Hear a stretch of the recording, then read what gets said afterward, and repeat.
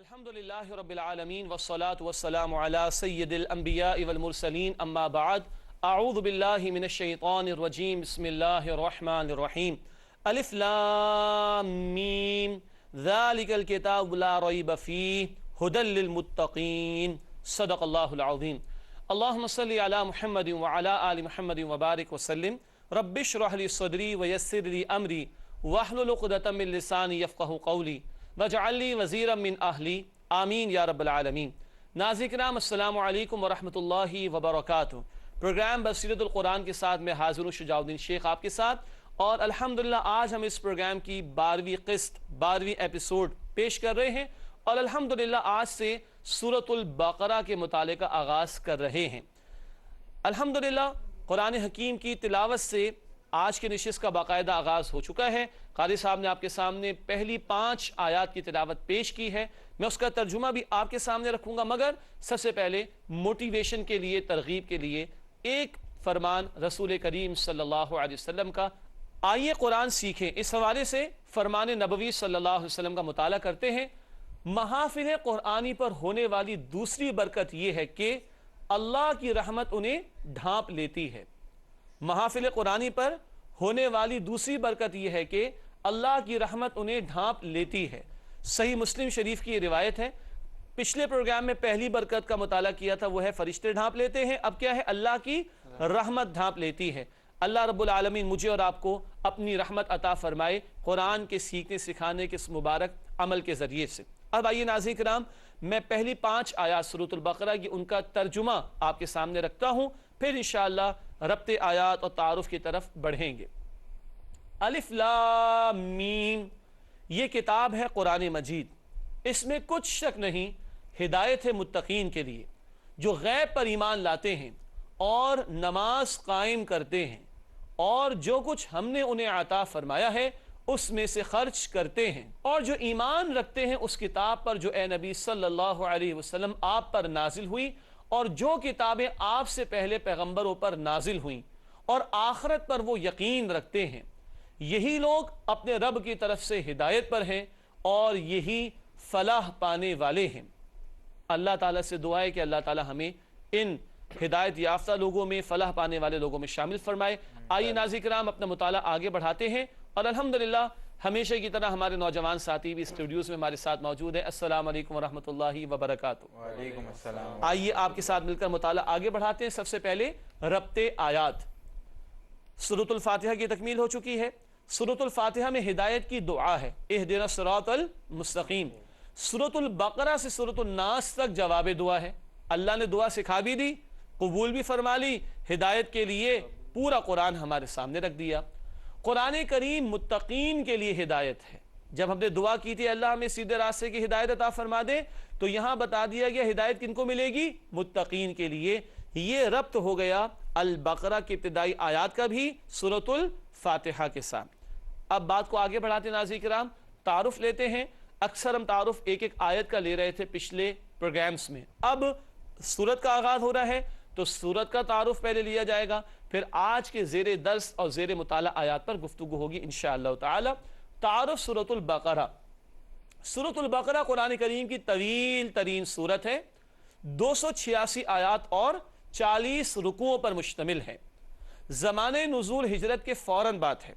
हिजरत मदीना के बाद इसका नुज़ूल हुआ है फ़ौरन, और ग़ज़वे बदर से कबल का है, यानी आगाज़ इसका शुरू हुआ हिजरत के बाद, और ग़ज़वे बदर से पहले पहले अक्सर इसकी आयात का नुज़ूल हो चुका था। एक अहम बात नोट कर लीजिएगा नाज़रीन किराम, ज़हन में रखिएगा, जुमला आपको शायद थोड़ा अजीब लगे। 2/3 कुरान यानी मक्की सूरतों का नुज़ूल सूरतुल बक़रा से कबल हुआ। 2/3 कुरान यानी मक्की सूरतों का नुज़ूल सूरतुल बक़रा से कबल हुआ। मक्की सूरतें ज़ाहिरी बात है मक्की दौर में नाजिल हो चुकी। कुरान हकीम के शुरू में अल फातिहा मक्की सूरत और फिर अल बक़रा, लेकिन इससे पहले तमाम मक्की सूरतें नाजिल हो चुकी थी, और मक्की सूरतें कुरान का कितना है? तकरीबन 2/3, 2/3, ठीक है, वो नाजिल हो चुका है। फिर सूरतुल बक़रा का नुज़ूल हुआ है। मज़ामीन के एतबार से सूरत के 2 हिस्से हैं। नाज़रीन किराम, तवील सूरत है ना, तो ज़रा इस पर निगाह रखने के लिए एक समरी है जो आपकी खिदमत में रखी जा रही है, ताकि मज़ामीन को समझना हमारे लिए آسان ہو جائے۔ تو مضامین کے اعتبار سے سورۃ البقرہ کے دو حصے ہیں، آئیے ان پر بات کریں۔ پہلا حصہ آیات 1 تا 152 پر مشتمل، رکوع 1 تا 18، یعنی پہلے 18 رکوع آیت نمبر 152 تک، یہ پہلا حصہ ہے مضامین کی تقسیم کے اعتبار سے، اور اس کا موضوع کیا ہے؟ سابقہ امت مسلمہ بنی اسرائیل کا ذکر، سابقہ امت مسلمہ بنی اسرائیل کا ذکر، جن میں یہود بھی شامل اور جن میں نصارہ بھی شامل ہیں۔ پہلے 18 رکوع میں سابقہ امت مسلمہ بنی اسرائیل کا ذکر۔ دوسرا حصہ آیات 153 تا 286 اختتام تک، رکوع 19 تا 40، رکوع 19 تا 40، یہ 22 رکوع بنتے ہیں۔ اس کا موضوع کیا ہے؟ موجودہ امت مسلمہ مسلمانوں سے خطاب، یعنی ہم جو نبی کریم صلی اللہ علیہ وسلم کی امتی ہیں، اب ہماری امت سے خطاب ہے رکوع 19 تا رکوع 40 میں۔ یہ تو ایز اے ہول پوری سورت کے مضامین کا خلاصہ آپ کے سامنے رکھا گیا دو حصوں کی تقسیم کے اعتبار سے۔ تھوڑا اور فوکس کرتے ہیں آیات 1 تا 39 جو اگلی چند نشستوں میں ہم نے پڑھنی ہے انشاءاللہ تعالی، یعنی پہلے 4 رکوع ان میں تمہیدی مضامین ہیں۔ پہلے 4 رکوع میں کیا ہے؟ تمہیدی مضامین، اور یہ وہی ہیں جو اکثر مکی صورتوں میں باتیں آ چکی ہیں۔ کتنا قرآن البقرہ سے پہلے نازل ہو چکا تھا؟ 2/3، ان میں بہت ساری باتیں آ چکی، ان کا ایک خلاصہ پہلے 4 رکوع میں تمہیدی مضامین کے طور پر آئے گا انشاءاللہ تعالی۔ اب سورۃ البقرہ کا تعارف ہو گیا، اب آئیے اس کے فضائل کو جاننے کی کوشش کرتے ہیں احادیث مبارکہ کی روشنی میں۔ تو احادیث مبارکہ میں فضائل سورۃ البقرہ، جامع ترمذی کی روایت ہے، رسول اللہ صلی اللہ علیہ وسلم نے فرمایا ہر شے کی ایک چوٹی ہوتی ہے، چوٹی سے مراد کلائمیکس، عروج، ہر شے کی ایک چوٹی ہوتی ہے، اور بلا شبہ قرآن کی چوٹی سورۃ البقرہ ہے، یہ جامع ترمذی کی روایت ہے۔ ناظرین کرام، پورا قرآن ہی ہدایت کا سرچشمہ ہے، اس کا بھی کلائمیکس، اس کی بھی چوٹی مضامین کے اعتبار سے رسالت مآب صلی اللہ علیہ وسلم نے فرمایا کہ وہ سورۃ البقرہ ہے۔ ایک اور روایت کا مطالعہ کرتے ہیں، یہ صحیح مسلم شریف کی روایت ہے۔ آپ صلی اللہ علیہ وسلم نے فرمایا 2 روشن صورتوں کو پڑھتے رہا کرو، 2 روشن صورتوں کو پڑھتے رہا کرو، یعنی سورۃ البقرہ اور سورہ آل عمران، اس لیے کہ یہ دونوں صورتیں روز قیامت بادل کی 2 ٹکڑیوں کی صورت میں نمودار ہو کر اپنے پڑھنے والوں کی طرف سے شفاعت کریں گی۔ یہ 2 روشن صورتیں ہیں، آج ان کا اہتمام ہو تلاوت کا، تو کل یہ اپنے پڑھنے والوں کی طرف سے کیا کریں گی؟ شفاعت کریں گی۔ اللہ تعالی ہمیں ان کی تلاوت کی بھی توفیق دے، اور اس پروگرام کی نسبت سے اللہ تعالی ہمیں اس کے مفاہیم کو سمجھنے کی بھی توفیق عطا فرمائے۔ ناظرین کرام، سورۃ البقرہ کا تعارف اور اس کے فضائل بھی ہم نے سمجھ لیے۔ اب ہمیشہ کی ترتیب کی طرح آج جن آیات کا ہم نے مطالعہ کرنا ہے ان کا تجزیہ کر لیتے ہیں۔ آج ہم کتنی آیات پڑھ رہے ہیں البقرہ کی؟ پہلی 5 آیات انشاءاللہ، آیات 1 تا 5 ان کا تجزیہ کر رہے ہیں۔ پہلی 2 آیات، آیات 1 اور 2 قرآن کی حقانیت کا ذکر ہے، قرآن کی حقانیت کا ذکر ہے، اور آیات 3 تا 5 ہدایت یافتہ لوگوں کے 5 اوصاف کا بیان، ہدایت یافتہ لوگوں کے 5 اوصاف کا بیان، وہ بھی آپ کے سامنے لسٹ کر دیے گئے۔ نمبر 1 ایمان بالغیب، غیب پر ایمان۔ نمبر 2 اقامت صلاۃ۔ نمبر 3 انفاق فی سبیل اللہ، اللہ کی راہ میں مال خرچ کرنا۔ نمبر 4 تمام الہامی کتب پر ایمان، جتنی کتابیں اللہ نے پیغمبروں کو عطا فرمائی سب پر ایمان۔ اور نمبر 5 آخرت پر ایمان۔ کتنی صفات ہو گئی؟ 5 صفات ہو گئی۔ ناظرین کرام، پہلی 2 آیات قرآن کی حقانیت کا بیان، اور آیت نمبر 3 تا 5 ہدایت یافتہ لوگوں کے 5 اوصاف کا بیان، جن پر اب انشاءاللہ ہم گفتگو کریں گے ایک ایک آیت پر تفصیل کے ساتھ۔ آئیے اپنا مطالعہ مزید تفصیل کے ساتھ آگے بڑھاتے ہیں اور پہلی آیت کا مطالعہ کرتے ہیں۔ آیت نمبر 1 الف لام میم، ان حروف کو حروف مقطعات کہتے ہیں۔ کیا کہتے ہیں؟ مقطعات۔ ناظرین کرام، حروف مقطعات کا مطلب مقطعات قطع کرنا، قطع کا مطلب کٹ کرنا، الگ الگ کرنا۔ آپ نے غور کیا اور آپ کو الحمدللہ معلوم بھی ہے کہ ان حروف کو ہم علیحدہ علیحدہ پڑھتے ہیں، یہ الفاظ نہیں بلکہ حروف ہیں، not words but alphabets۔ الف لام میم علیحدہ علیحدہ پڑھا، اس کو کہتے ہیں قطع کرنا۔ تو ان حروف کو کیا کہتے ہیں؟ حروف مقطعات۔ اصل معنی اللہ تعالیٰ اور اس کے رسول صلی اللہ علیہ وسلم ہی کے علم میں ہیں۔ اصل تو اللہ کے علم میں اور اللہ کے رسول کے علم میں بھی ہو صلی اللہ علیہ وسلم، مگر انہوں نے ہمیں بیان نہیں فرمائے، ضرورت ہوتی تو بیان فرما دیتے، واللہ اعلم، اللہ کی مشیت، اللہ کا فیصلہ۔ اصل معنی اللہ تعالیٰ اور اس کے رسول صلی اللہ علیہ وسلم ہی کے علم میں ہے. ہاں ان کے معنی بے شک معلوم نہیں، ان کی تلاوت کا بھی ثواب ملتا ہے. ایک حدیث ایک پروگرام میں ہم نے پیش کی تھی نا، الف ایک حرف ہے، لام ایک حرف ہے اور میم ایک حرف ہے. ایک حرف پر کتنی نیکیاں ملتی ہیں؟ 10. تو لام پر 20 اور میم پر 30. ناظرین کرام معنی معلوم نہیں ہے لیکن قرآن عظیم کلام ہے، بغیر سمجھے بھی تلاوت کریں گے تو ثواب ملے گا انشاءاللہ. ہاں جہاں ثواب حاصل کرنا ہے وہاں قرآن ہدایت کی کتاب ہے، ہدایت کے لیے سیکھنا اور سمجھنا ضروری ہوگا، جس کی ہم کوشش کر رہے ہیں الحمدللہ. پہلی آیت کا بیان مکمل ہوا. اس کا ترجمہ کیوں نہیں کیا ہم نے؟ اس لیے کہ الف لام میم کے جو حروف مقطعات ہیں ان کے ترجمہ ممکن نہیں، ان کے اصل معنی اللہ کے علم یا اللہ کے رسول کے علم صلی اللہ علیہ وسلم. ناظرین کرام آئیے آیت نمبر 2 کا مطالعہ کرتے ہیں. ذالک الکتاب لا ریب فیہ ھدی للمتقین. یہ کتاب ہے قرآن مجید، اس میں کچھ شک نہیں، ہدایت ہے متقین کے لیے. کس کے لیے ہدایت ہے؟ متقین کے لیے. آئیے اپنی تشریح کو آگے بڑھاتے ہیں. سب سے پہلی بات آیت نمبر 2 کی تشریح میں سورۃ الفاتحہ میں کی گئی دعا کا جواب.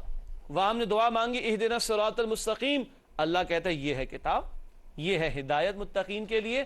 تم نے دعا کی اور دعا ہمیں سکھائی بھی کس نے؟ اللہ نے. لو ہم جواب دے رہے. تو جو دعا کی اس کا جواب بھی اللہ تعالیٰ نے عطا فرما دیا. تو دعاؤں کو کون قبول فرماتا ہے؟ اللہ سبحانہ وتعالی. نمبر 2، قرآن کا ذکر سابقہ الہامی کتابوں میں بھی ہے. کیوں؟ ایک بات عرض کی گئی تھی نا کہ اس کا نزول کا دور کب کا ہے؟ مدینہ طیبہ آمد کے بعد، ہجرت کے بعد. اور مدینہ طیبہ میں یہود بھی آباد تھے جن کی کتابوں میں آخری رسول محمد کریم صلی اللہ علیہ وسلم کے متعلق بشارتیں بھی موجود تھیں. آئندہ سورۃ البقرہ کی آیات میں یہ باتیں اور آئیں گی انشاءاللہ. اور ان کی کتابوں میں قرآن کے متعلق بھی بشارتیں موجود تھیں. تو ان کو بھی کہا جا رہا ہے یہ ہے وہ کتاب. کیا انداز ہے؟ یہ ہے وہ کتاب جس کا ذکر تمہاری اپنی کتابوں میں موجود ہے. تو قرآن کا ذکر سابقہ الہامی کتابوں میں بھی موجود ہے. آئندہ کی نشستوں میں یہ تفصیلات آپ کی خدمت میں پیش کی جائیں گی مزید انشاءاللہ. تیسری بات، قرآن کے مضامین اٹل اور ہر شخص سے بالا تر ہیں. اٹل بھی ہیں اور ہر شخص سے بالا تر بھی ہیں. ناظرین کرام یہ قرآن کا چیلنج بھی ہے اور یہ قرآن کا دعویٰ بھی ہے، اس میں کوئی شک نہیں. دنیا کا بڑے سے بڑا فلاسفر ہو وہ اپنی کتاب کبھی اس دعوے سے شروع نہیں کرتا. دنیا کا بڑے سے بڑا سائنٹسٹ ہو اپنی تحقیق کے بیان کا ذکر ایسے نہیں کرتا کہ اس میں کوئی شک نہیں. یہ صرف رب العالمین کا ہی وصف ہے کہ وہ یہ بات کہہ سکتا ہے، اسی کو زیبا ہے اور اسی کے کلام میں یہ بات ملے گی کہ اس قرآن میں کوئی شک نہیں ہے. یہ ہے رب العالمین کے کلام کی صداقت کی دلیل کہ وہ اس دعوے سے شروع کرتا ہے ذالک الکتاب لا ریب فیہ. اس میں کوئی شک نہیں. دنیا کی کسی فلسفے کی کتاب، دنیا کی کسی سائنٹسٹ کی مرتب کردہ کتاب میں کبھی یہ دعویٰ نہیں ملے گا، اس میں کوئی شک نہیں ہو سکتا. یہ دعویٰ صرف اللہ کے کلام میں ہے اور یہ اس کی حقانیت کی دلیل بھی ہے. اگلی بات دوسری آیت کی تشریح میں ہم سمجھ رہے ہیں، دنیا کی واحد کتاب جس کا آغاز ابدی دعوے سے ہوتا ہے. یہ دعویٰ قیامت تک چلتا رہے گا، اس میں کوئی شک نہیں ہے. ناظرین کرام رب العالمین کے اس دعوے کا ذکر بھی ہمارے سامنے آ گیا اور الحمدللہ آج ہم نے سورۃ البقرہ کے متعلق آغاز کیا. آیت نمبر 2 پر گفتگو ہو رہی ہے. ذالک الکتاب لا ریب فیہ ھدی للمتقین. ذکر آ گیا کہ رب العالمین نے جو دعا سکھائی الفاتحہ میں اس کا جواب قرآن ہمیں عطا کرتا ہے. یہ قرآن ہی ہدایت ہے. یہ ذکر بھی آ گیا کہ پچھلی الہامی کتابوں میں بھی قرآن کا ذکر موجود ہے. رب العالمین کا یہ کلام اٹل ہے اور شک و شبے سے بالاتر ہے اور یہ دنیا کی واحد کتاب ہے جو اس ابدی دعوے کے ساتھ شروع ہوتی ہے اور یہ دعویٰ قیامت تک رہے گا اور یہ صرف اللہ ہی کے کلام کی خاصیت ہے. آئیے سورۃ البقرہ کی آیت نمبر 2 کے مطالعے کو مزید آگے بڑھانے کی کوشش کرتے ہیں. حصول ہدایت کے لیے تقوی ضروری ہے. ھدی للمتقین کن کے لیے ہدایت ہے؟ متقین کے لیے. تو حصول ہدایت کے لیے تقوی ضروری ہے. تقوی کے معنی کیا ہوتے ہیں؟ ناظرین کرام آج یہ بہت قیمتی اصطلاح ہے جس کو ہمیں سمجھنا ہے. تقوی کسے کہتے ہیں؟ تقوی کے بنیادی معنی بچنے کے ہیں. کس معنی میں استعمال ہوتا ہے؟ بچنے کے معنی میں. یہاں لکھا ہے تقوی کا مفہوم ہے گناہوں سے بچنا. تقوی کا مفہوم ہے گناہوں سے بچنا.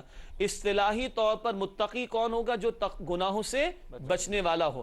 سورۃ الفاتحہ میں کیا ہے؟ مالکی یوم الدین، ڈر ہے نا کل کی پیشی کا، تو آج جس کے دل میں ڈر ہوگا وہ کل جہنم کے عذاب سے بچنے کی فکر کرے گا اور دنیا میں رہتے ہوئے گناہوں سے بچنے کی کوشش کرے گا۔ تو متقین کون ہوتے ہیں؟ جو گناہوں سے بچنے والے ہوں۔ قرآن سے ہدایت کن کو ملے گی؟ جو بچ کر زندگی بسر کرنے والے ہوں۔ بات کو آگے بڑھاتے ہیں اور آیت نمبر 3 تا 5 ہم نے اس میں کیا سمجھنا ہے؟ متقین کی 5 صفات کو۔ قرآن کن کے لیے ہدایت ہے؟ متقین کے لیے، اور متقین کی اگلی 3 آیات میں کتنی صفات آ رہی ہیں؟ 5۔ آئیے لسٹ ڈاؤن کر لیتے پھر اس پر بات کریں گے انشاءاللہ تعالی۔ نمبر 1 کیا ہے؟ ایمان بالغیب۔ نمبر 2 اقامت صلاۃ، نماز کو قائم کرنا۔ نمبر 3 انفاق فی سبیل اللہ، اللہ کی راہ میں خرچ کرنا۔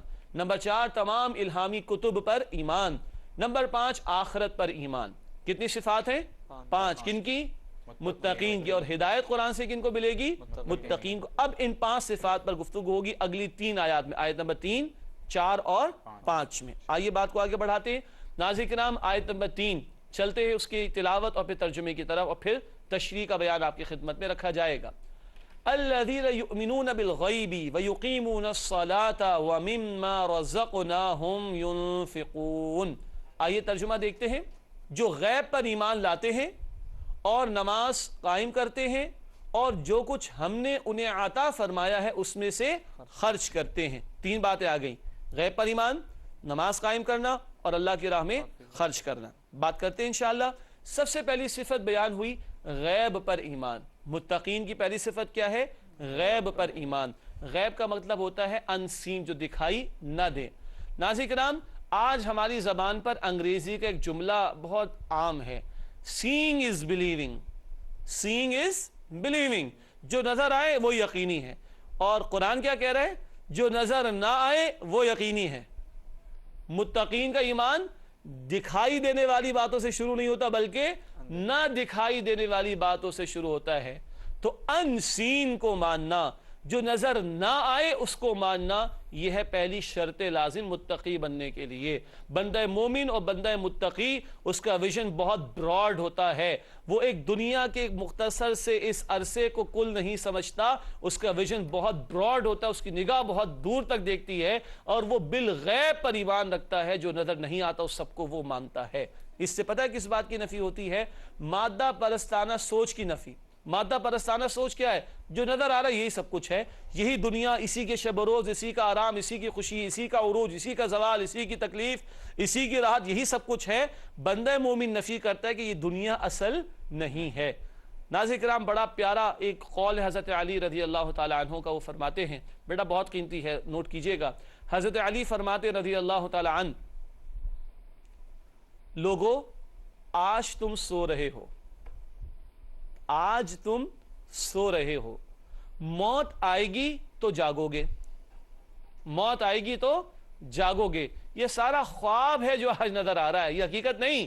موت آئے گی تو حقیقتیں تمہارے سامنے کھلیں گی، اور مومن اس سب کو مانتا ہے۔ الذین یؤمنون بالغیب والی بات ہے، وہ غیب پر ایمان رکھتے ہیں۔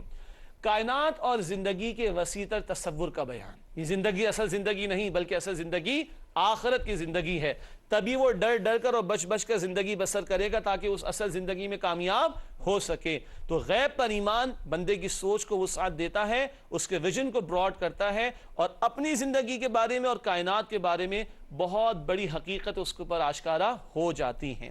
بات کو آگے بڑھاتے ہیں۔ دوسری صفت نماز کا قیام، وَيُقِيمُونَ الصَّلَاةَ، وہ نماز قائم کرتے ہیں۔ ایمان کا اولین اظہار نماز سے ہوتا ہے، بہت قیمتی بات۔ پہلی بات کیا ہے؟ صفت کے طور پر غیب پر ایمان رکھتے ہیں، دوسری بات نماز قائم کرتے ہیں۔ ایمان کا فوراً اظہار ہوگا نماز سے۔ ناظرین کرام ایک شخص ابھی اگر کلمہ پڑھ لے، اشہد ان لا الہ الا اللہ و اشہد ان محمد رسول اللہ صلی اللہ علیہ وسلم، تو چند گھنٹوں بعد جو نماز کا وقت آئے گا اس کے ایمان کا ٹیسٹ ہو جائے گا۔ اگر مانا ہے تو عمل اس کا اظہار کرے گا۔ اسلام اس ایمان کا مطالبہ کرتا ہے جو زبان پر بھی ہو اور دل میں بھی ہو اور عمل اس کا ثبوت پیش کرے۔ تو ایمان کا اولین اظہار نماز سے ہوتا ہے۔ ایک اور پہلو، ہدایت کو مان کر اطاعت کرنا بھی ضروری ہے۔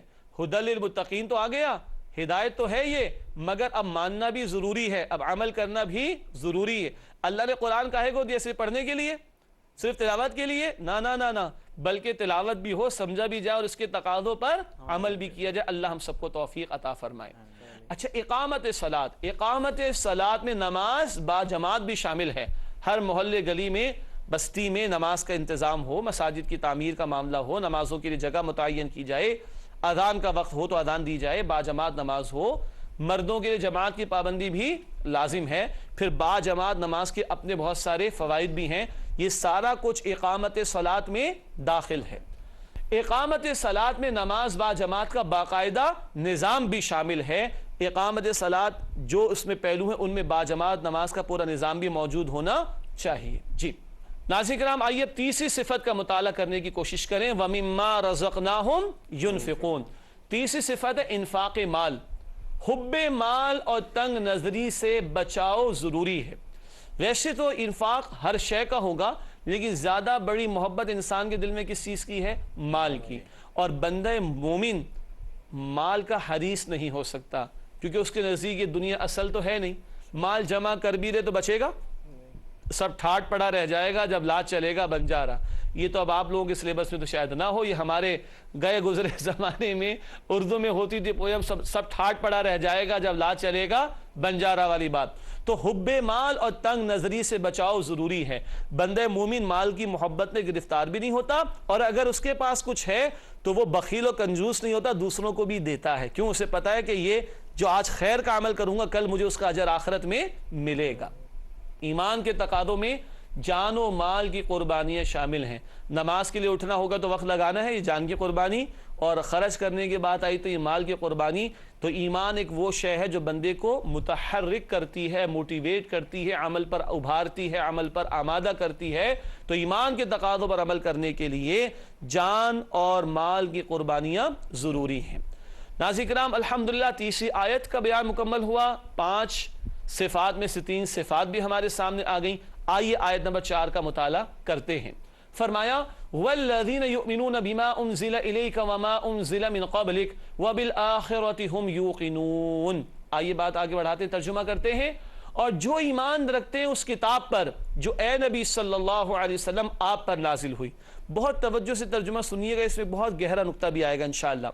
اور جو ایمان رکھتے ہیں اس کتاب پر جو اے نبی صلی اللہ علیہ وسلم آپ پر نازل ہوئی، اور جو کتابیں آپ سے پہلے پیغمبروں پر نازل ہوئیں، اور آخرت پر وہ یقین رکھتے ہیں۔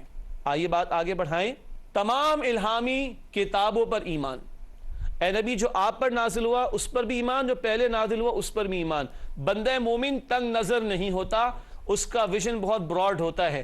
ہر دور میں اللہ نے بندوں کی رہنمائی کے لیے جتنی کتابیں اپنے پیغمبروں کو عطا فرمائیں ان سب پر ان کا ایمان۔ ہاں اوریجنل فارم میں، اوریجنل فارم میں۔ آج جس تورات کو ہم مانتے وہ تورات وہ آج اوریجنل موجود نہیں۔ ہم کس تورات کو مانتے جو اصلاً موسیٰ علیہ السلام کو دی گئی؟ ہم کس انجیل کو مانتے جو اصلاً عیسیٰ علیہ السلام کو؟ تو ہر دور میں اوریجنلی جو کتابیں اللہ نے پیغمبروں کو عطا فرمائی سب پر ایمان۔ تو اے نبی جو آپ پر نازل ہوا صلی اللہ علیہ وسلم اس پر بھی ایمان، اور جو آپ سے پہلے نازل ہوا اس پر بھی ایمان۔ یہ بڑے براڈ مائنڈڈ ہوتے ہیں۔ آج پتہ نہیں مسلمانوں کو لوگ نیرو مائنڈڈ کہتے ہیں۔ ہم سے بڑا براڈ مائنڈڈ کون ہوگا؟ ہم سارے پیغمبروں کو مانتے ہیں، ساری کتابوں کو مانتے ہیں الحمدللہ۔ ختم نبوت کی دلیل کیا فرمایا؟ جو آپ پر نازل کی گئی اور آپ سے پہلے اس پر ایمان رکھتے ہیں۔ یہ تو نہیں فرمایا کہ جو آپ کے بعد نازل ہوگی۔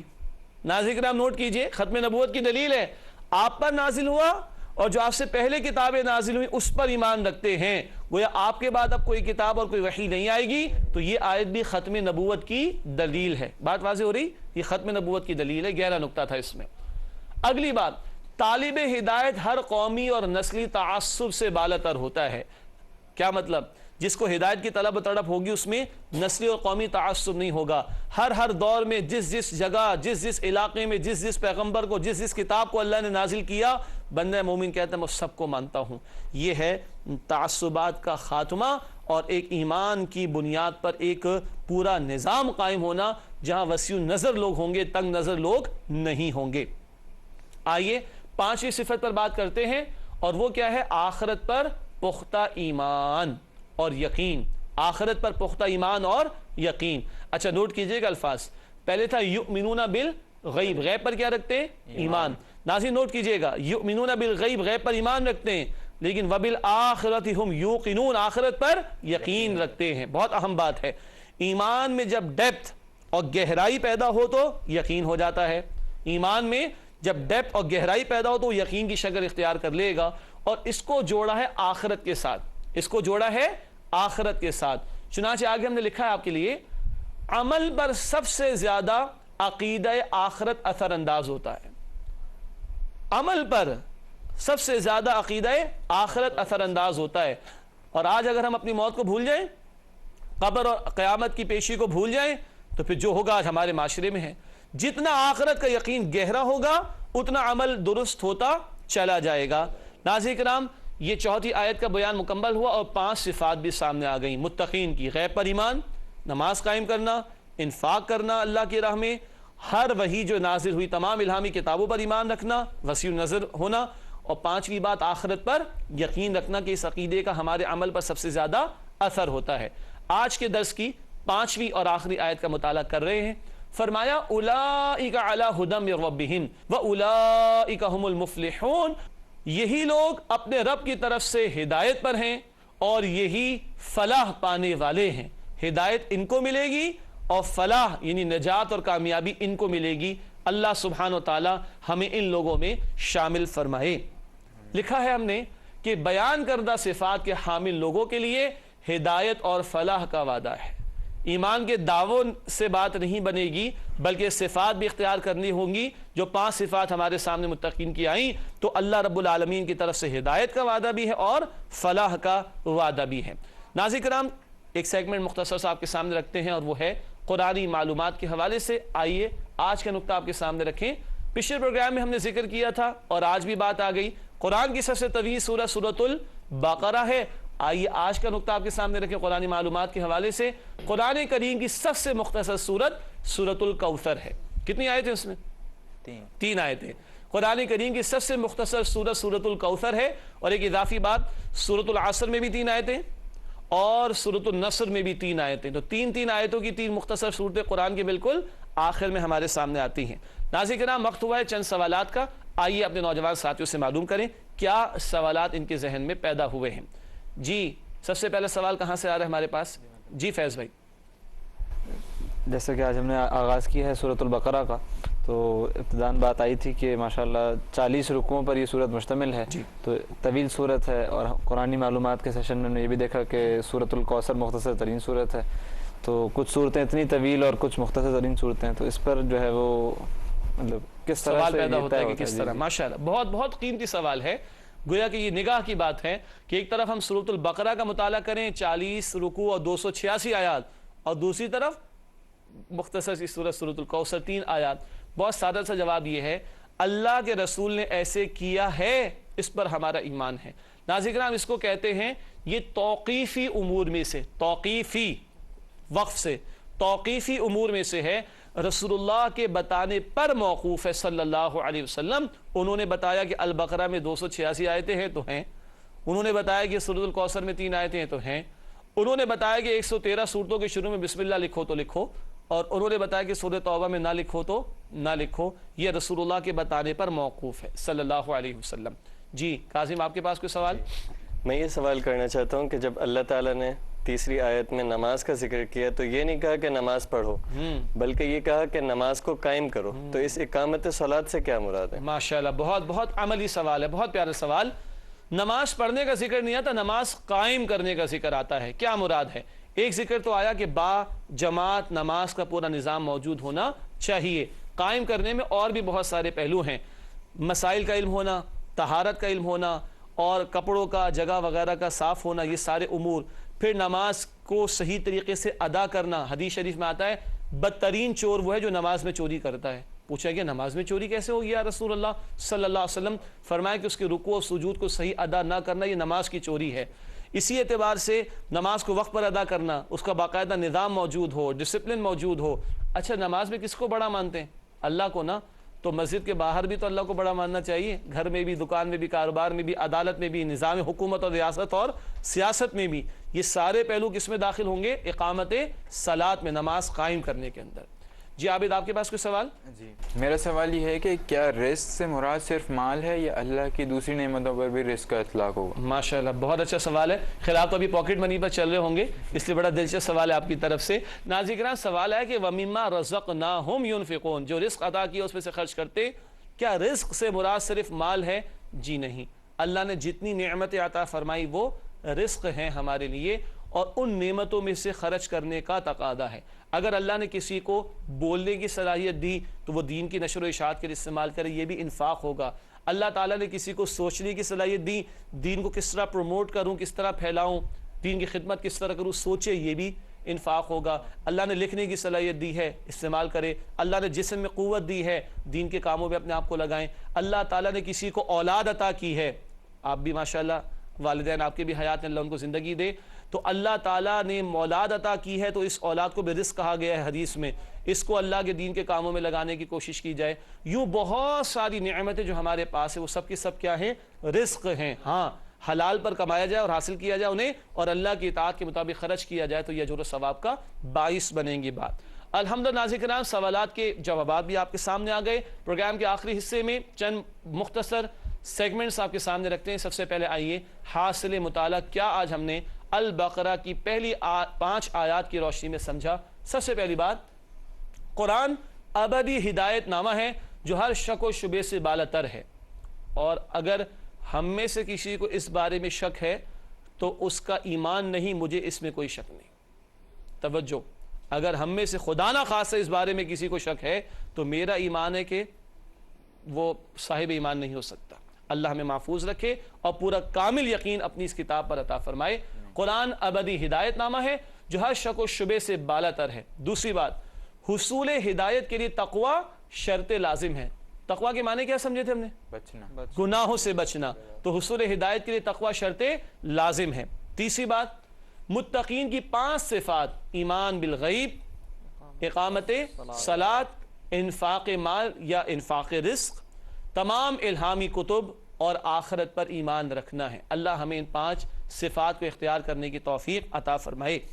آئیے ناظرین کرام حاصل مطالعہ کے بعد ویئر ڈو وی اسٹینڈ, کہاں آج ہم کھڑے ہیں, جائزہ لینے کی کوشش کرتے ہیں ان آیات کے مطالعے کی ذیل میں. نمبر 1, کیا ہم قرآن کو مان کر قرآن کی ماننے کی کوشش کرتے ہیں؟ ایک ہے نا اللہ کو ماننا, ایک ہے اللہ کی ماننا, ایک ہے رسول اللہ صلی اللہ علیہ وسلم کو ماننا, ایک ہے ان کی ماننا, ایک ہے قرآن کو ماننا اور ایک ہے قرآن کی ماننا. ناظرین کرام ختم قرآن میں ہم دعا کرتے اور کراتے ہیں وَجْعَلْهُ لَنَا إِمَامًا, اللہ اس قرآن کو ہمارا امام بنا. امام آگے ہوتا ہے, مقتدی پیچھے ہوتے نا, تو کیا ہم قرآن کے پیچھے پیچھے آ رہے؟ اللہ ہمیں اس کی توفیق عطا فرمائے. نمبر 2, کیا ہم تمام نمازوں کی ادائیگی کا باقاعدہ اہتمام کرتے ہیں؟ وہ جو کاظم کی طرف سے سوال تھا نا, تو اس کے جواب میں بہت ساری باتیں بیان کی گئیں. ان تمام شرائط اور آداب کے ساتھ نماز ہمیں ادا کرنی ہے. یہ ہوگا اقامت صلاۃ کا معاملہ انشاءاللہ تعالی. تیسری بات, کیا ہم مال میں مقرر کردہ حقوق اللہ اور حقوق العباد ادا کرتے ہیں؟ اگر کسی پر زکوٰۃ فرض ہے تو ادا کرنی ہے, صدقہ فطر لازم ہے تو ادا کرنا ہے, قرض لے رکھا ہے تو واپس کرنا ہوگا, اور اگر ماں باپ پر بچوں کی کفالت کی ذمہ داری ہے, شوہر پر بیوی کی کفالت کی ذمہ داری, وہاں خرچ تو کرنا ہوگا. تو حقوق اللہ اور حقوق العباد کے حوالے سے جو مال خرچ کرنے کے تقاضے دین کے, کیا ہم ان کو پورا کرتے ہیں کہ نہیں؟ چوتھی اور آخری بات, خطرناک سوال, کیا ہمیں موت اور آخرت کی پیشی کا یقین ہے؟ جائزہ لیجئے, مرنے کو ہم تیار ہیں کہ نہیں؟ جانا تو ہے, تیار ہیں کہ نہیں؟ غور کیجئے گا, اندر سے جواب آئے گا انشاءاللہ, اور جواب نفی میں آئے تو فکر کیجئے, اور جواب یس میں آئے تو اللہ کا شکر کیجئے اور مزید تیاری کی اس سے توفیق مانگنی چاہیے. ناظرین کرام, گزشتہ سوال کا جواب آپ کے سامنے رکھتے ہیں. ہر دن ایک نیا سوال آپ کی خدمت میں رکھا جاتا ہے, مگر پہلے گزشتہ سوال کا جواب. پچھلی مرتبہ ہم نے آپ کے سامنے سوال رکھا تھا کہ حدیث مبارکہ میں جمعۃ المبارک کے دن کس سورت کی تلاوت کی تلقین کی گئی ہے؟ درست جواب سورۃ الکہف. ویسے کچھ لوگ کہف پڑھ دیتے ہیں, ناظرین کرام کہف نہیں پڑھیں گے, سورۃ الکہف پڑھیں گے. کوئی خاص فضیلت پتہ ہے اس کی؟ کوئی بتائے گا آپ میں سے؟ جی. اللہ کے رسول صلی اللہ علیہ وسلم نے فرمایا کہ دجال کے فتنے سے حفاظت ہوگی. ماشاء اللہ.